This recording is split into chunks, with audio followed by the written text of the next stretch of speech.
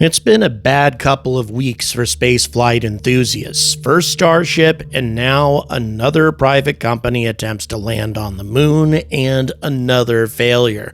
And this wasn't a NASA CLPS mission, this was Japan, and not their first attempt to land on the moon, but actually their second, at least as far as this particular company is concerned, iSpace.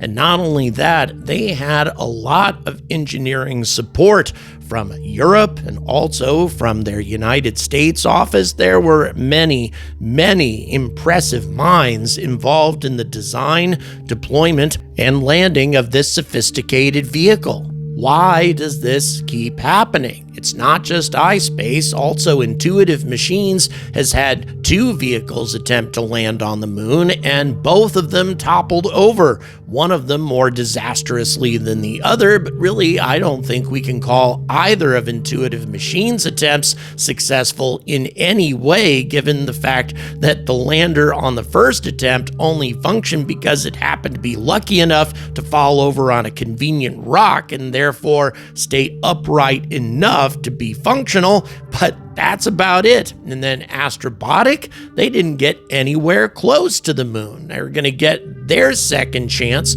sometime later on this year, but at this point, I wouldn't blame anybody for not being too optimistic about their chances either. Why does this keep happening in the 21st century after so much success with NASA and the Apollo program back in the 1960s and early 70s? Did NASA just have the right stuff back then and no longer has it now? Or is it possible that we just never landed on the moon as successfully as we claimed to have back in those days in the first place? We're going to answer all of those questions right now. Good afternoon, spaceflight enthusiasts, and welcome to another Angry Bulletin. Today, we're gonna go back to a topic that I've touched on a couple of times on this channel, but I've never really gone into a great amount of depth, and that is a question that keeps cropping up on my live streams especially, or in some cases, just conclusions that some of the viewers come to. Why are we so much worse at landing on the moon than we used to? How have we forgotten how to land on the moon? And then, of course, some have come to the conclusion that, well, the reason it's so tough for us to do it today and the reason the whole thing is such a massive challenge is because we never really did it in the first place. At least we never put human beings there, and this is even more proof of that fact. If we can't even put unmanned landers using modern technology on the moon, then there's no way that we actually put human beings safely on the moon over and over again back in the 1960s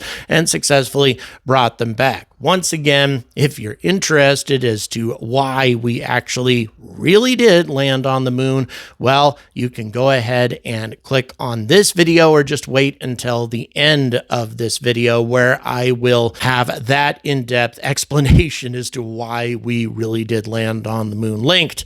But I'll make one really quick point because that's something we're going to find out in the course of this video is the one big Achilles heel to the whole we never landed on the moon thing. Well, there are many, but the one big one is the fact that the Soviet Union would have had to have been complicit in the whole thing. They tracked Apollo all the way from the moment that it lifted off at Cape Canaveral in 1969 to the moment that it touched down. If there was any funny business, the Soviets absolutely would have been aware of it. They had the spacecraft on radar the whole time.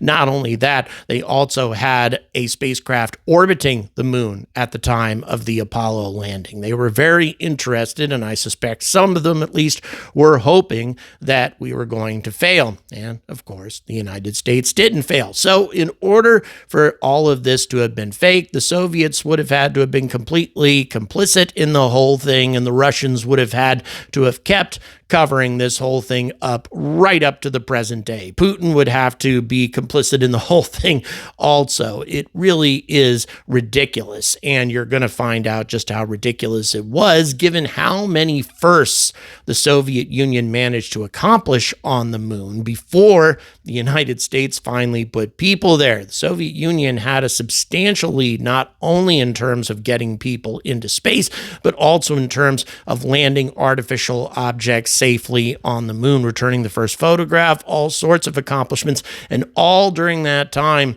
they were happy to talk about the accomplishments of the socialist world, of the socialist system, how superior it was scientifically and otherwise. And here was the proof. Why would the Soviet Union have suddenly decided to help the United States demonstrate that their system was actually better instead, that the capitalist system was superior in 1969, and have maintained that fiction the whole time? Makes no sense. And once again, when it comes to the things that I talk about on this channel, it has to make sense to me. And that makes no sense whatsoever. But what doesn't make sense is why we are having so many failures now. Why have we had so many attempts to set down on the lunar surface and so many failures? Now, granted, these failures have not been restricted just to the United States. iSpace, as we saw recently, had their second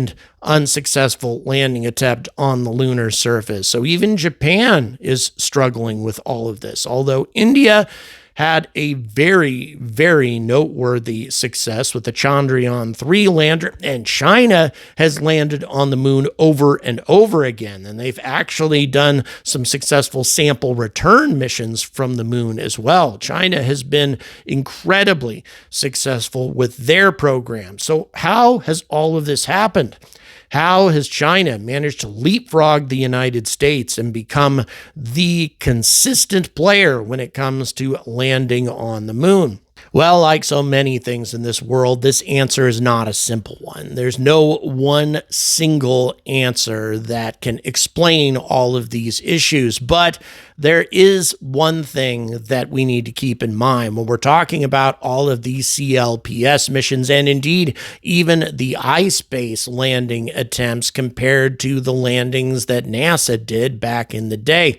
That is the fact that NASA spent huge amounts of money back in the 60s in order to successfully set down on the lunar surface, both with unmanned attempts and also, of course, with the Apollo capsules. By the time Apollo 11 actually began its descent towards the lunar surface, NASA had made many, many attempts of landing on the moon with unmanned vehicles. And for a considerable amount of time, they were every bit as unsuccessful as the CLPS program has been.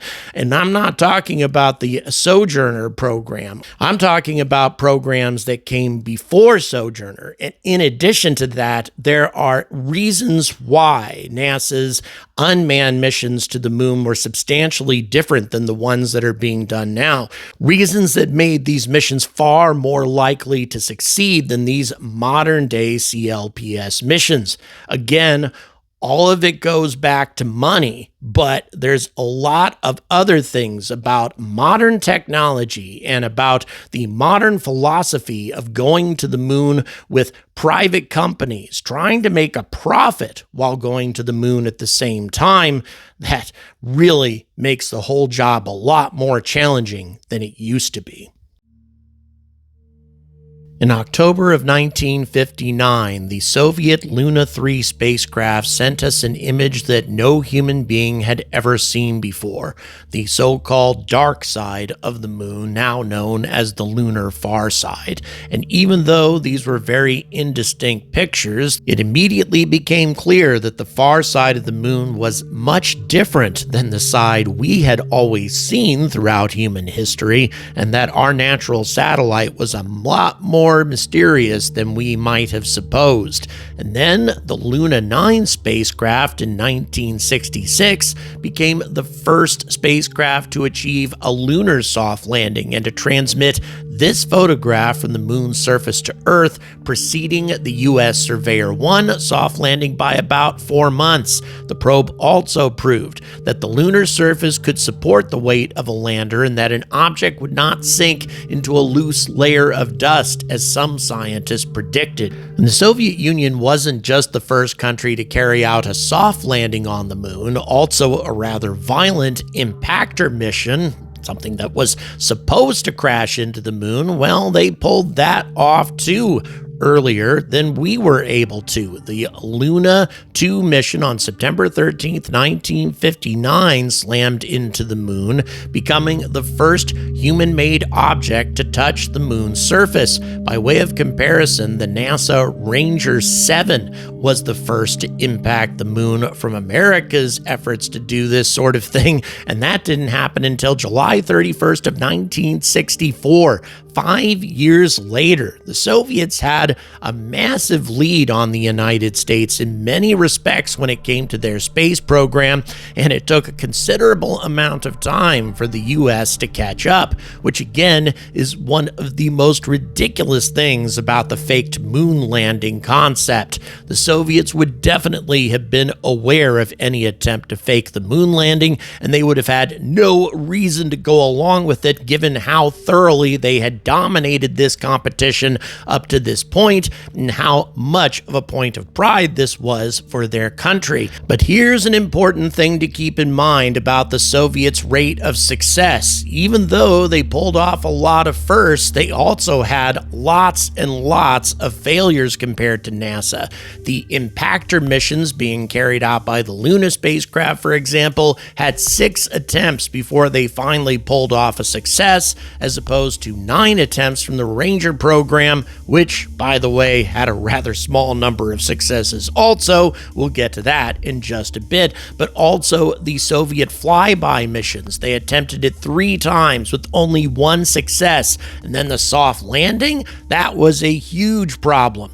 13 attempts with only 2 successes. And it is at this point that we need to start talking about the far less successful first attempts to gain access to the moon that NASA carried out before they finally started getting good at it. This was the Ranger program, which had 9 attempts, as I said before, with only 3 successes. You can probably follow along with the narration at the bottom of your screen there, but the whole idea of the Ranger program was not to land on the moon, but simply to slam into the moon to test approach trajectories. And by the way, that little region of the moon that you're looking at right there, that is the only region of the moon that Apollo was able to explore back in the day because of the nature of Saturn V, the Apollo spacecraft, and the rather limited amount of fuel available to them. This moon direct approach of exploring the moon, flying directly to low lunar orbit, landing on the moon, and then returning to an orbiting spacecraft was something that really limited the regions of the moon that Apollo could explore. These days, we're trying to explore the poles, which means there has to be a lot more delta V involved in the landing process, which is one of the reasons why the Lunar Gateway, flying out to lunar orbit and then using a lander to set down, those sorts of approaches are going to facilitate a much better access to the moon than we used to have back in the 60s. All that having been said, though, the Ranger program was simply designed to test these approach trajectories and, more importantly, to photograph the moon from close range, to essentially scout out possible landing sites in greater detail than any telescope could possibly give us back at that time. That was it. Just fly out to the moon, test flight trajectories and flight approaches to the moon, and take photographs while slamming into our natural satellite. That sounds like a pretty simple thing, right? Well, here's how it went. Ranger 1 launched August 23rd, 1961, and then Ranger 2 launched November 18th, 1961. Didn't get beyond low Earth orbit. The second one actually did worse than the first launch. The reason for this is the Atlas Agena series of rockets had a troubled development history. This test flight, for example, went quite badly. This was followed by the Block 2 series of Ranger missions, and Ranger 3 launched on January 26, 1962, and the rocket did its job that time, but the spacecraft failed and completely missed the moon. So we're talking about an astrobotic level of failure, and this happened not once, but 3 straight times, and it's actually not fair to even compare these failures with the astrobotic failures, because astrobotic actually managed to return functionality to the spacecraft at least sufficiently to where they could have slammed it into the moon. However, NASA forced them to return to Earth for a burn-up. It wasn't until Ranger 4 that the spacecraft actually slammed into the moon, but guess what? The spacecraft still failed and there were no pictures. And then on Ranger 5, the spacecraft failed again and completely missed the moon. And then Ranger 6 launched on January 30th, 1964, impacted the moon, but the cameras failed. Then Ranger 7 launched on July 28, 1964, and it impacted the moon on the 31st of July, 1964, and finally got the job done. 7 launches before they finally managed to get to the moon and get their mission accomplished successfully. If we had that level of failure with the CLPS missions right now, I think that NASA would be compelled to shut the whole program down. Now, by March 21st, 1965, we had gotten pretty good at slamming spacecraft into the moon, having succeeded with both Ranger 7, Ranger 8, and also Ranger 9. But we had failed with Ranger 6, with once again cameras failing in spite of a lunar impact. But it was time to move on to soft landings with the Sojourner series.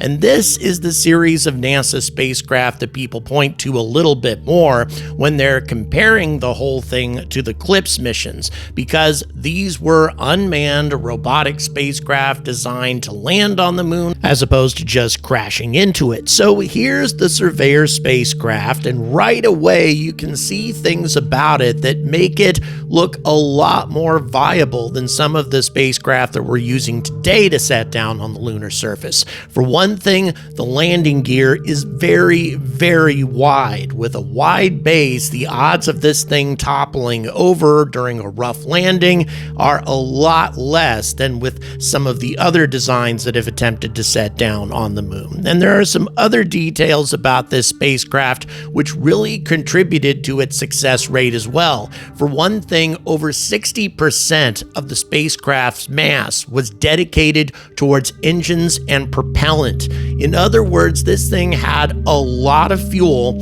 and a lot of thrust for a sustained and lengthy descent process down to the surface of the moon, where they had a lot of time to scan the surface of the moon with radar. There was no LiDAR in those days, but still with radar to make sure that they were going to set down in a safe region, number one, and number two, to make sure that they knew where the lunar surface actually was, to calculate the rate of descent and the amount of fuel they had left and the amount of thrust they had available to them to ensure a soft landing. All of this sounds very basic, but really, these CLPS missions, a lot of them don't have the luxury of this kind of propulsion system and landing system.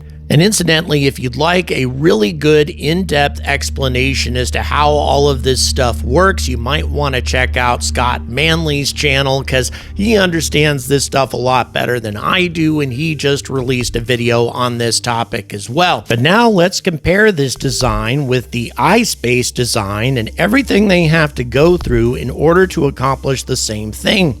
The iSpace Hakuto lander does not have as big of an engine or as robust of a propulsion system. For one thing, it's expensive, and for another thing, they can't afford to dedicate 60% of the spacecraft to a propulsion system if they have a lot of payloads on board, and they have to carry those paying customers' payloads if they're going to make this whole mission profitable. So it's a much different philosophy that iSpace is constrained by if they want to carry out a landing on the moon and make money at the same time. So here's how the iSpace Hakuto has to try to get this whole job done. They fire a braking burn while the vehicle is not yet in a vertical position, slowing down the process gradually while still reducing altitude at the same time. The vehicle does not actually pitch over to a vertical position until it's about 3 kilometers above the surface of the moon.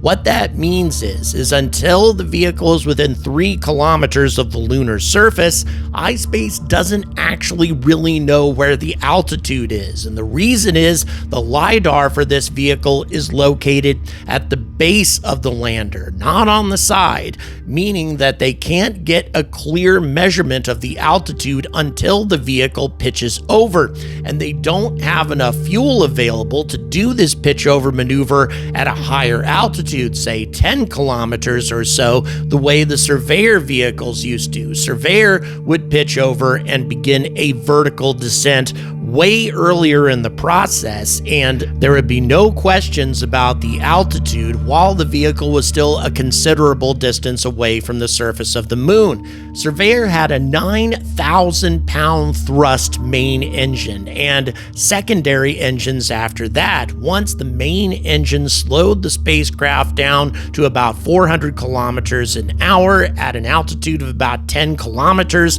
the rocket motor was ejected, and then 3 smaller rocket engines would take over for the rest of the descent. So we're talking about a very lengthy vertical descent, during which time radar is providing nonstop information to mission control as to where the ground is, where potential obstructions might be, dangerous craters, canyons, that sort of thing. And then eventually the spacecraft gets to an altitude of only about 300 meters, at which time the spacecraft speed is down to about 100 kilometers per hour, and that drops down to 4 kilometers per hour when the engines are finally cut out at an altitude of about 3 meters or so. This is a very lengthy process that takes lots of fuel and a very robust propulsion system.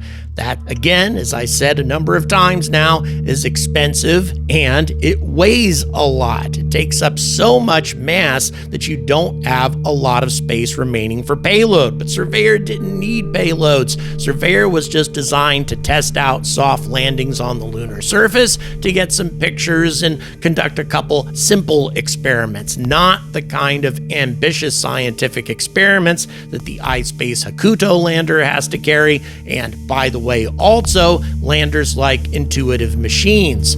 That being the case, then, all of these landers are operating at a significant handicap compared to what Surveyor was able to operate under. And yet, in spite of this, Surveyor still had 2 complete failures out of its 7 missions. Missions which, by the way, cost 6 times as much money per mission as these CLPS missions are costing. And by the way, right now you're watching a number of different camera views from the only 100% successful CLPS mission that has been carried out thus far, the Firefly Blue Ghost. And let me tell you probably why this lander was so successful while others were not. For one thing, its landing gear had a much wider base than any of its competitors. Number 2, this thing had an ambitious propulsion system which allowed Blue Ghost to pitch over at an altitude of 13 kilometers, meaning that the LiDAR was locked onto the lunar surface while the vehicle was still at a very high altitude, allowing it to descend slowly carefully and precisely to the lunar surface without a whole lot of question marks. And here's another crucial point that was brought up by one of my team members, Darth Rust, who has a lot of experience in aerospace. Quote, "Last time we did this almost completely analog, and this time we're introducing a lot more digital tool and onboard decision making. I know it'll piss off a lot of computer fans, but the reality is that digital is not always better. Sure, it can mean a lot more capability, but it comes at the cost of a lot more complexity. In my previous line of work, I saw it around 5 to 6 times a year, where the assumption was that adding a new digital network or another computer, and the thinking was that it only meant better outcomes. Well, what they really did was increase the number of total possible outcomes, and only a few of them were pretty good, and a smaller number were desirable." And although it's easy to point to the failures of the CLPS program and say that NASA just doesn't have the right stuff anymore, but in one key respect, NASA has actually pulled off something that's better than Apollo did. Apollo did not actually try to go to the moon until 2 test flights of the Saturn V had been carried out.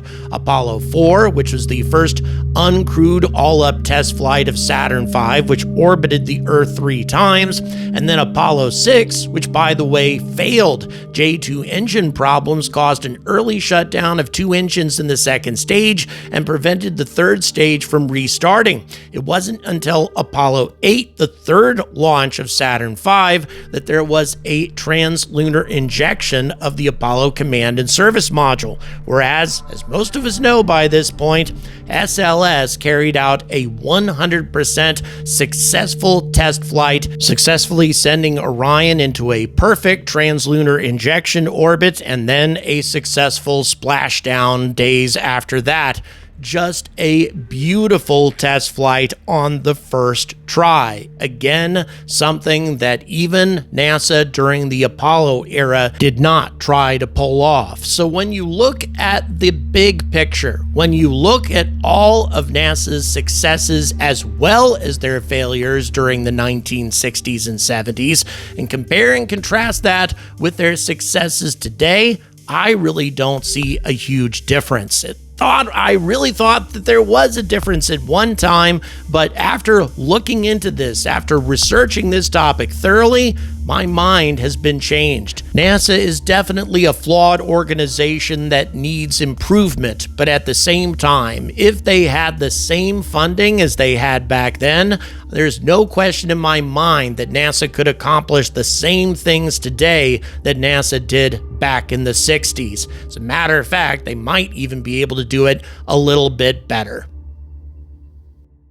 So the question remains, can the CLPS program really do what it's supposed to do here? Is outsourcing the moon to private companies going to be a viable solution as time goes on? I mean, with all of these failures, can we really put astronauts' lives in the hands of private companies? I mean, how long is it going to be before these companies actually get consistent enough with doing this to trust astronauts in their hands when they are trying to set down on the moon? Well, as I've said before, SpaceX has proven now quite a number of times that they can handle an outsourced program, at least when it comes to putting astronauts into orbit and then safely getting them back.